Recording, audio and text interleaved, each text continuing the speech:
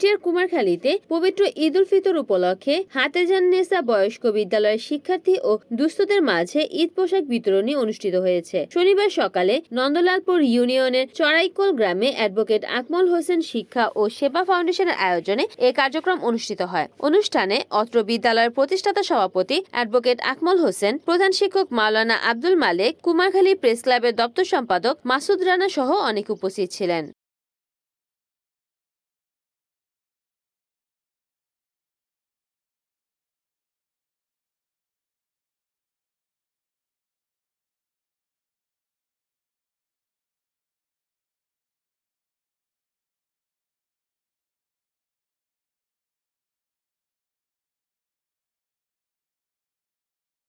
Report করেছেন কুষ্টিয়া প্রতিনিধি Nazmul Hasan, NN TV.